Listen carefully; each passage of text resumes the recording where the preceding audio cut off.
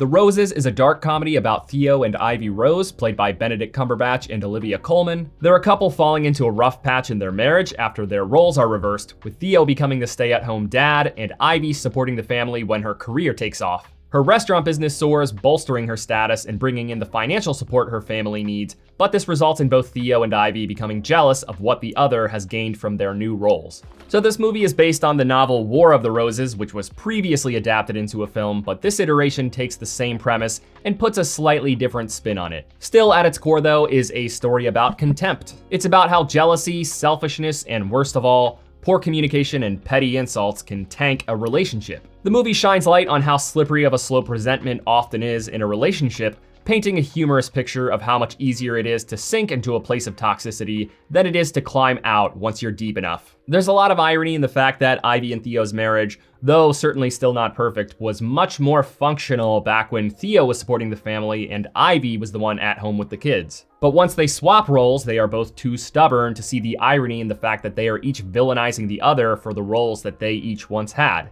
Theo takes issue with Ivy's career success after he flew too close to the sun with his, and Ivy takes issue with feeling like she's now playing an inferior role in her kids' lives. It paints a solid picture of how cynical and bitter they both are by nature, which are qualities that are prone to ruining relationships, but humorously, it's also what makes them right for each other here. There's a large element of mutual understanding in their marriage when it comes to their very crass nature. They're both very provocative and they bond over their shared dark sense of humor. They both seem to understand this and take no offense in the ways that they talk to each other most of the time, making it all the more ironic that there's no mutual understanding in their reversed roles. Their edgy and witty sense of humor is the engine for much of this movie's humor. It's very much a dark comedy, making fun out of what is otherwise a very unfortunate state that a lot of couples find themselves in. Not only does the movie turn marital woes into comedy, but it is also just a raunchy, edgy comedy that will likely satisfy fans of Judd Apatow comedies. There's a lot of crude humor throughout it and plenty of social dissonance between good friends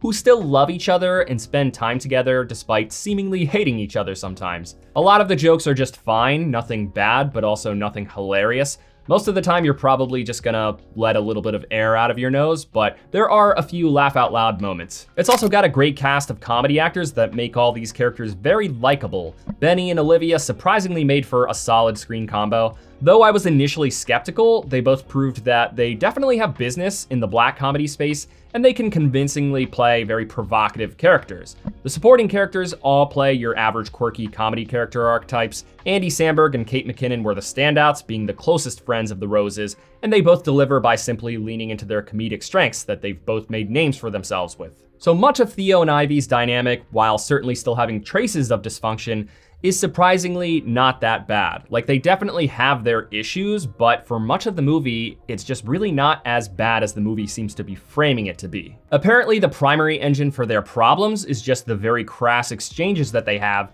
and most of the time they're not that loaded. That is just their sense of humor. I might not seem like it through this YouTube channel, but I absolutely have that type of relationship with a lot of friends, minus the contempt, of course. If you speak the language of playful bullying, the bulk of this movie might actually seem pretty tame when it comes to the problems in their marriage.